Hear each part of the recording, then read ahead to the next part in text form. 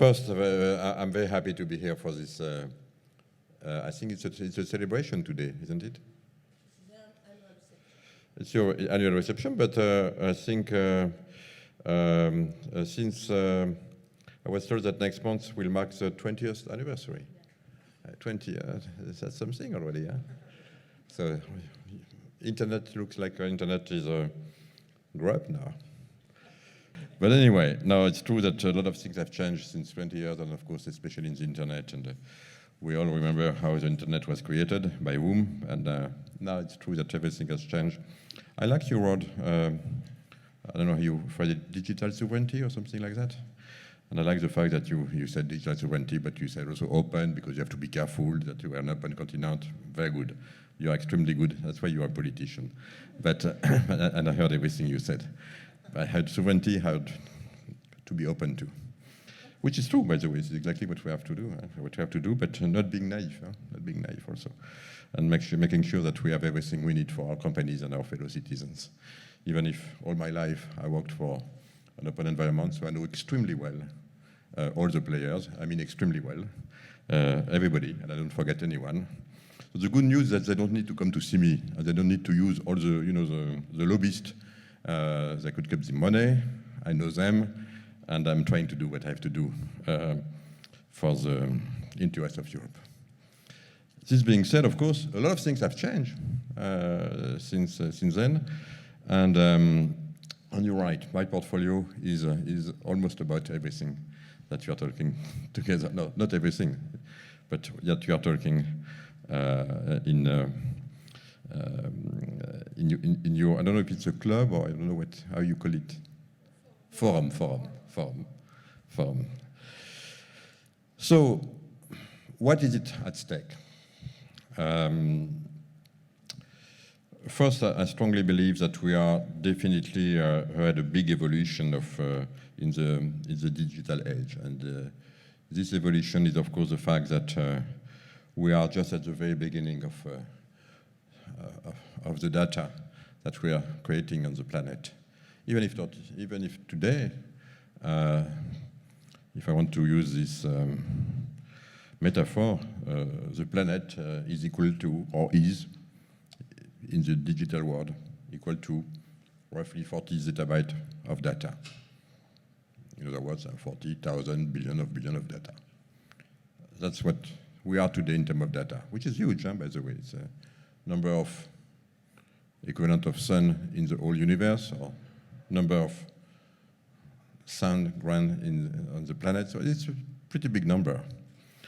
But if most of this data have been created in the personal life or personal environment so far, of course, the big wave that we have ahead of us is now a lot of this data, if not most of this data, will come from the industrial part and public part, and that's, of course, a big story we have ahead of us. And by the way, this will happen within the next 5 years. And we have in the data world a law like we had in the microprocessing world, saying that every 18 months now we are doubling the number of data while reducing the price. And in other words, if you follow this so-called Moore law of data, it means that within the next 5 years, we will have at the end of my mandate, not 40 zettabytes on the planet, but roughly close to 200 zettabytes of data. And by the way, it means that in Europe, where we, of course, we create, and that's why we have a lot of appetite from every other companies trying to come here to help us if we need them, because of course, we will create a lot of data, especially in the industrial environment, because we all know that we are the first industrial continent today so far. And that's why everyone is extremely interested with our industrial data, which I could understand. But of course, the most important thing is that our companies will understand what they have to do and what they can do with their data. So 200 zettabytes roughly at the end of my mandate means that just in Europe, we will have more data than all the data that we have today on the planet, which means that we will have a lot of things to do and a lot of things to play with. And that's what my job is, of course, to make sure that everybody will understand this. everybody will use properly this data, helping everyone, big companies of course, but also SMEs, startups, to enter into this new paradigm and world. Building the infrastructure, of course, in terms of allowing this data. So yes, we have to provide many things. So yes, we have a lot of things that we will announce that we worked. Of course, you saw the announcement that we made the Commission under the name, of course, of the member states. I think it was last week on the 5G deployment. Of course, 5G is a very important network. We are very proud because in Europe we own the biggest number of patents, essential patents in the 5G. And I heard sometimes that we were late or whatever, which is absolutely not true. I know the telecom industry pretty well because it was also part of my life. And we are very proud and happy to have a very strong supplier in Europe. But of course, we welcome everyone. And I will say a few minutes under which condition. And it's not me who's speaking, but the member states. And of course, the member states decided in March, I think, last March, Parliament decided first, but the member states later on, that it was important to sit together and to decide how to organize themselves regarding 5G. And why 5G and not 4G or 3G or GSM or whatever? Just because, of course, the criticality of 5G will be able to do, and a lot of things, by the way, that 5G will be able to do will be regarded as the sovereignty of the member states. This is why they decided together that they had to sit together to see how to behave. And that's the first time, by the way, which is pretty important, that the member state decided to have the same view regarding the suppliers. So they decided what could be a high-risk supplier or not, just because, not to avoid to discuss with anyone, but just to say, hey, this is a critical infrastructure, and we need to make sure that we share exactly the same view in risk and how to mitigate the risk. Then they have worked together with a toolbox, and of course to make sure that in order to cope with the risk, we will have solutions. Just remind, and I agree with you, we are an open continent and will continue to be an open continent. And we welcome everyone. But what is new is that now we will be extremely clear with our rules. And by the way, my job is to make sure, to force or to help, not to force, but to help the member states to be very clear in their view of what they were expecting. Of course, in the deployment of a 5G network, you have the core, you have the today yet non-NSA antennas and standalone antennas, and of course the open solutions that we could put then with the deployment of SA antennas and stuff like this. So you can have different aspects of the criticality of the network. But it's important also the number of suppliers that you need. So they were in agreement with very clear rules, not by the way just for now, but hopefully for the next 5 to 10 years. And maybe they will adjust themselves, and then giving a lot of legibility to the one who would like to benefit from our market. And my job is to make sure that everyone understands this legibility, these rules, and then decide, yes, I could fulfill, or no, I cannot fulfill. And that was very important, because again, the 5G deployment, no, we are not late in Europe, contrary to what I heard sometime. Yes, we have everything, but of course we welcome everyone, as long as everyone now is able to answer to these requirements made again by the member states. It was the first step, and of course the second step will be, of course, to be able to have a clear view of what could be done with this data. And here, of course, sometimes I'm using, maybe a little bit provocating, but the fact that through this big evolution we are entering into post-cloud era. What do I have in mind when I'm saying this? So of course that today we're still in the 35 to 40 zettabyte I was talking about. All these data are still processed, localized, in specific data centers or cloud. And cloud, at the end of the day, is just a huge farm of servers, but still localized somewhere. And so 80% of the data that we are processing today and that we're creating are localized in DCs or cloud. And 80% and 20% already on a pervasive way everywhere. And it could be in a connected car, it could be in a smartphone, it could be in any kind of beginning of IoT deployment that we may see, still the beginning. And of course, within the next 5 years, these numbers will be moved from 80-20 to 20-80. In other words, 20% of the data in the next 5 years, the 200 billion that I'm saying, will be localized in data center or cloud, and the rest, 80%, on a pervasive way everywhere. And that's of course, the critical deployment of the 5G network will allow this, which is something very important, because definitely we will have a lot of applications, a lot of artificial intelligence application deployed locally, and of course interacting locally where these data are produced.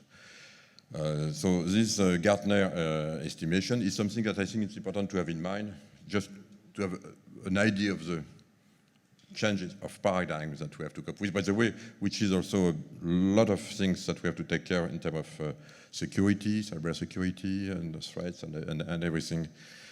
Because of course, defending specific data center is something. It's not easy, but it's something. But having all the continent as an entry point is something else, and that's something we have to be prepared. And of course, we need to have all kind of technologies to do this, to encrypt. And you know, some of you know my passion for quantum technologies, so we may have here some solutions, but still a lot of work has to be done. So if now I move to the data, because you said that we will have a paper on data strategy, AI strategy, industrial strategy, you need to have in mind to understand what we try to do, this change of paradigm, that my job is to accompany our companies, big, small, SMEs, startups, in industry, services, tourism, everyone, in this change of a paradigm. And of course, again, giving clarity, visibility to everyone who would love to participate. Hopefully first, I'm European, so I'm very happy to have European companies, but others, as long as, again, they understand the clear rules that the member states have decided to put and will continue to put, just to do their job and their mission. But not only, by the way, not only the member states. It could be also the telco operators, because at the end of the day, if there is a bridge, and we know since the GDPR that now board of directors could see their fiduciary responsibility at stake, and companies to pay fines. So now, believe me, I have been chairman and CEO of a telco operator. I could tell you that before, never the choice of a supplier was discussed at the board. Never. It was decided by my technical staff, purchasing officer, and then never come to the board. Believe me, after the GDPR now, all this decision is coming to the board. And by the way, the toolbox and the high-risk suppliers now are also in the board of directors, because at the end of the day, if something happens, it will be their responsibility. It's true also for the industrial company who will use the telco operator providing the 5G services. Because if there is a bridge in a hospital, a city, energy, industry, or whatever, distribution, believe me, then the board of directors may be asked, how did you select your telco operator? And the good thing is that in Europe we have a lot of telco operators, too many, maybe, but at least it gives us choice to select the one who will fulfill the criteria that the member states have decided to put in place. So this chain is extremely important. Security is a matter, is not the responsibility of the state, it's a responsibility of more and more everyone. When I was a professor at Harvard, this is what I taught to my students. In terms of governance, you have hard law and you have soft law. And the soft law will become more and more important in this field, especially in the security risk. So this is the first thing I would like to tell you, but then the second thing, in order to stick to this 80-20, 20-80. Of course, it means that in terms of cloud, we need to think something totally differently in order to provide, as you said, the best applications. And of course, we are open. I really want to have an open run. I will propose definitely to have open run everywhere because we want to welcome everybody on a secure network up to the state will decide. It is extremely important to be able to welcome everyone, all the applications in any field. Could be transportation, could be car, could be train, could be hospital, could be whatever. So that's why I will be a strong defender of an open run at the bottom of these smart antennas. And of course, each one will have their own specificities, encryptions, governance, or whatever. But it means also that we will need to rethink totally the way the cloud will be deployed, and that's why in the paper we're working, where we want to explain what we think while having a European data strategy. Just because we would like also to have at the same time a view of AI strategy. And I said to the president, Mrs. von der Leyen, when I joined, it's very good to have an AI strategy, but what is AI about? It is about data. So if we don't have a data strategy, it's difficult to have an AI strategy and start to regulate AI before having a deep thinking of how do we behave with it regarding our own data, and especially the one we will create, and the big wave of the big tsunami I just described. And that's why we will present at the same time a coherent data strategy and AI strategy. If you want, and it's absolutely normal that we Europeans, we have our own values, and it's extremely important that most of the AI applications will make sure that these will respect our values, what we believe is important in terms of ethics, in terms of behavior, or whatever. But again, I had to explain to my colleagues that it's extremely difficult to, it's not because you understand, you look at an algorithm that at the end of the day, you will be able to predict what is your AI application. Of course, everything is about, for the algorithm, but the machine learning phase, and of course the data that you use, and the value of the data. So AI, what is AI about? It's first about data, the right data set. So understanding where your data are coming from, and that's extremely important. I mean, if your data are coming from somewhere, you may have a different output if it's coming from another place. So it's extremely important to understand. By the way, did GDPR were applied on the data which were used to run an algorithm? This is the kind of question you should ask yourself if you want to not regulate, but to decide what will be the guidelines you want to have at the output. It is, of course, about computing power, a lot of computing power. So data set, computing power, machine learning, of course, which is, and then, of course, algorithm, what kind of algorithm you may use. How do you want to build your algorithm? And then the application. So this is all these chains that we want to address in this paper to make sure that everybody will understand again, not saying, hey, you could use this algorithm because it's fulfilled with this requirement, could be gender equality, or it could be values which are very important for us. That's important, we will have this part, but it's not enough. Again, what is extremely important is to have a clear view on all the chain, just to make sure that you use the term sovereignty. In this chain, what is important to us will be deeply embedded in what we do. And again, here again, clarity, visibility.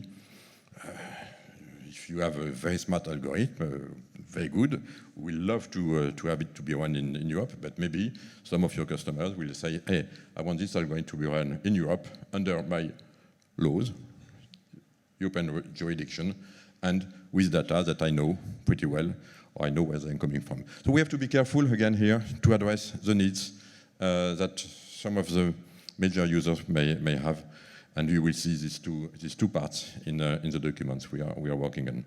And then, of course, the industrial strategy. So industrial strategy is different, broader, of course. But still, it's extremely important that we start to see our industry again. 24% of our activity is industry. We are extremely strong in industry in Europe. We need not only to maintain this, but to keep this, to enhance this, to grow it. That's extremely, extremely important. With a lot of SMEs, by the way. So having a lot of digital hubs everywhere in Europe to help the SMEs to understand everything I was talking about, to help them to be part of it is extremely, extremely important. And of course, we have a deep thinking of how this digital transition will change our way, of course, to provide the product from our industry, from a linear industry to more circular industry, of course, which is extremely important. From an industry which was producing product, now, of course, we're producing product and services. A lot of end users don't want to own the product; they want to share it when we are the other. So a lot of things are changing, and of course, we will make very, very clear that segment by segment, sector per sector, we will follow all these evolutions. Of course, the Green Deal will play a big role, because that's a very, very important ambition that we have at the Commission, of course, and now shared by the Parliament and shared by the Member States.